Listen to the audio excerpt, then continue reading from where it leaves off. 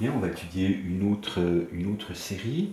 Donc, c'est tout le temps le même type de question. C'est la nature euh, de la série de termes général un est égal à moins 1 puissance n log de n sur racine de n plus 1. Bon, évidemment, ici, il faut que n soit supérieur ou égal à 1. Pour n égale 0, le log de n n'existerait pas. D'accord? Bon, on voit à nouveau que c'est une série alternée. Donc c'est pas une série qui garde un signe constant. Donc on peut se demander dans un premier temps, est-ce que je peux appliquer le théorème d'absolue convergence? Donc vous voyez, si je prends la valeur absolue, le log de n, quand n est supérieur ou égal à 1, c'est toujours positif. Le racine de n plus 1 également. Donc vous voyez que un a le signe de moins 1 puissance n. Donc si j'enlève le moins 1 puissance n, j'obtiens la valeur absolue de un. Alors, est-ce que la série qui aurait comme terme général log de n sur racine de n plus 1 est convergente? Alors, je ne l'ai pas fait en cours, c'est ce qu'on appelle une série, c'est quasiment ce qu'on appelle une série de Bertrand, et il se trouve qu'elle sera divergente. D'accord? Donc, ça ne va pas marcher. Mais il me reste le critère des séries alternées. Donc, on commence par montrer que la série de termes général un est alternée. Alors ça c'est facile, hein. Quel que soit n supérieur ou égal à 1, on a log de n qui est positif ou nul, racine de n plus 1 qui est positif ou nul, donc un est du signe de moins 1 puissance n, donc ça alterne, positif, négatif, positif, négatif. Très bien. Maintenant, si je regarde la suite des valeurs absolues des un, c'est la suite. Donc, log de n sur racine de n plus 1. N appartenant à n. Donc il faut que je montre que c'est une suite décroissante et qu'elle tend vers 0. Enfin, c'est ce que j'espère. Si par hasard ça n'avait pas lieu, je serais un petit peu ennuyé. D'accord? C'est-à-dire qu'il faudrait que je trouve une autre manière de répondre à la question. Donc, pour savoir si une suite est décroissante, croissante, d'ailleurs elle peut être ni l'un ni l'autre, hein, mais on a essentiellement deux techniques. On peut essayer d'étudier le signe de la différence de deux termes successifs de la suite, ou si la suite garde un signe constant, on peut essayer de comparer la valeur absolue du rapport de deux termes successifs avec 1. Bon, là, aucune des deux techniques n'est très commode, mais comme on a une expression tout intégrée de un, on peut étudier la fonction qui est sous-jacente. Donc, posons f de x qui est égal à logarithme de x sur racine de x plus 1. Et je vais étudier les variations de cette fonction-là. Donc d'abord, cette fonction, elle est définie, hein, f est définie. Là où elle est définie, elle sera continue. Hein, continue. Par contre, il y a une racine, donc peut-être qu'il y aura un problème de dérivabilité aux endroits où c'est nul. Bon, donc elle est définie continue. Sur quelle partie de R? Donc il faut que le log de x existe. Donc il faut que x soit strictement positif. Il faut que la racine existe également. Et donc il faut que x plus 1 soit positif ou nul, c'est-à-dire x supérieur ou égal à moins 1.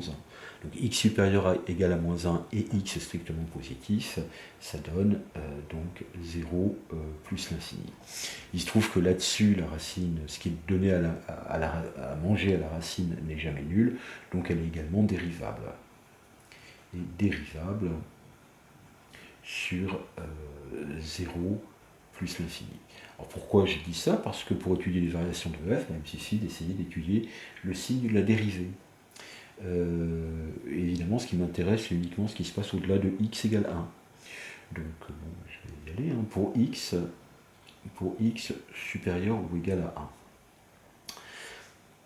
On a f' de x, l'expression que je vais écrire serait valable également pour des x strictement positifs.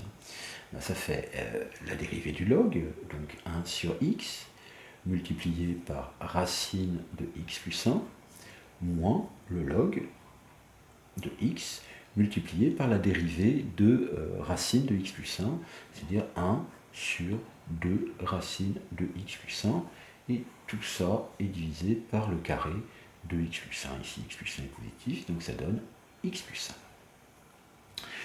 Donc, évidemment, ben, c'est du même signe, hein, f' de x est du signe, donc ce x plus 1 est positif, d'accord, et donc c'est du signe de 1 sur x racine de x plus 1 moins log de x, 1 sur 2 racine de x plus 1. Bon, je vais travailler un petit peu sur cette expression, je vais tout remettre sur le même dénominateur. Donc le dénominateur commun, ça peut être 2x racine de x plus 1.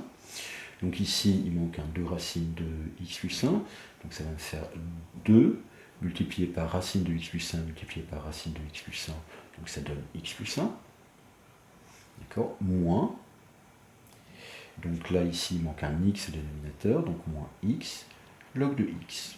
Je constate que cette quantité-là est tout le temps positive, donc f' de x est du signe de 2 fois x plus 1 moins x log x. Bon.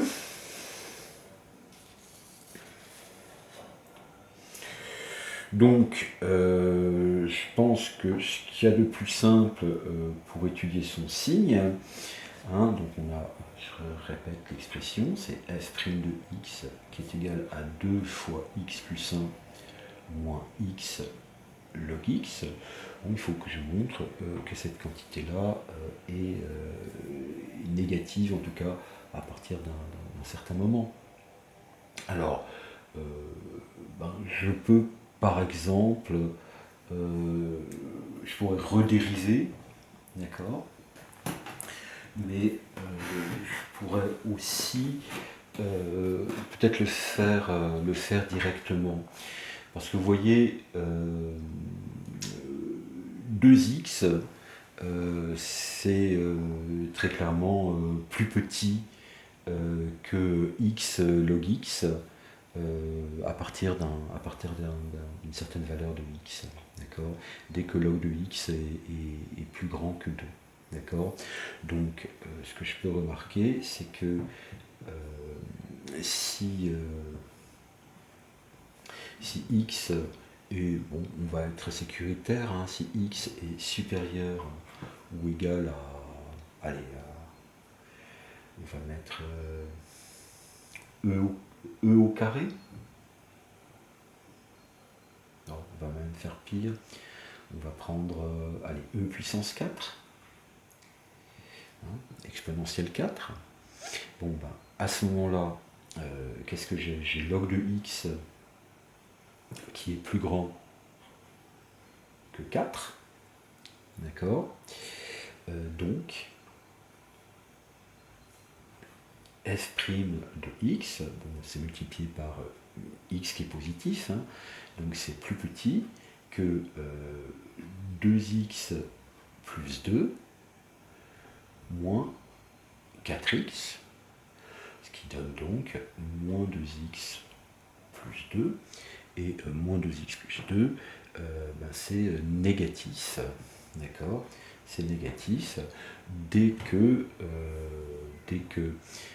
x est plus petit et plus grand que 1.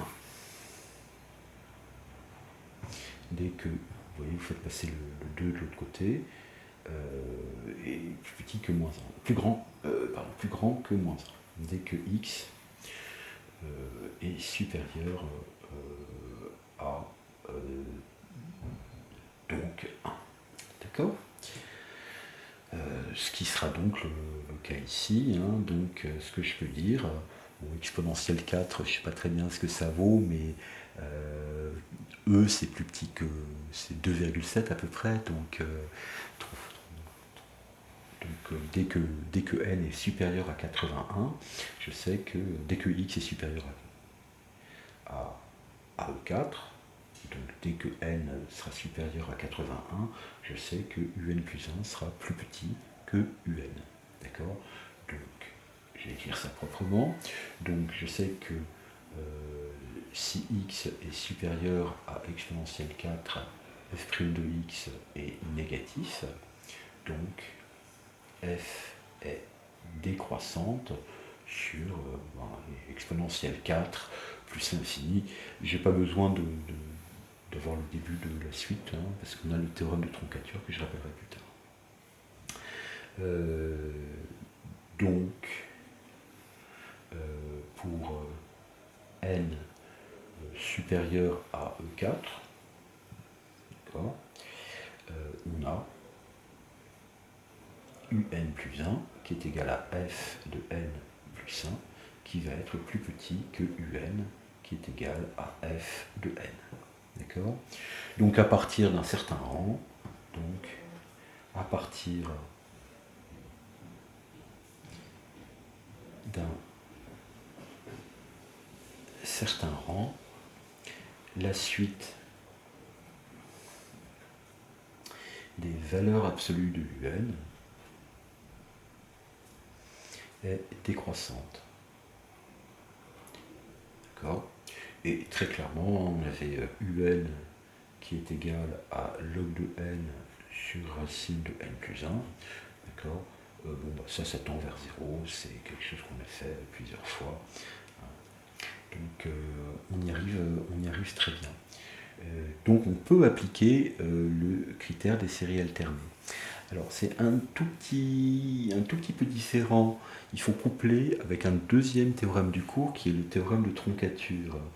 Le théorème de troncature,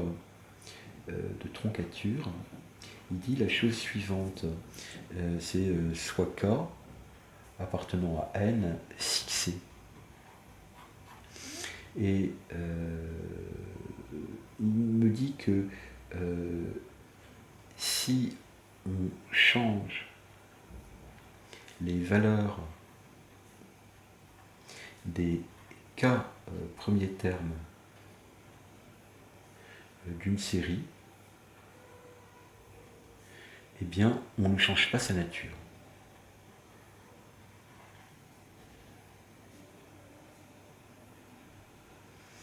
Donc ici, donc ça me permet de dire que pour quasiment la totalité des théorèmes, par exemple le théorème de comparaison, je n'ai pas besoin que tous les termes soient positifs.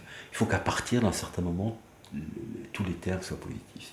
Pareil pour ce critère des séries alternées, je n'ai pas besoin que la suite soit décroissante, j'ai besoin qu'elle soit décroissante à partir d'un certain rang. D'accord? Et donc, ici, on applique le théorème, le critère des séries alternées, plus le théorème de troncature, et on obtient que la série UN est convergente.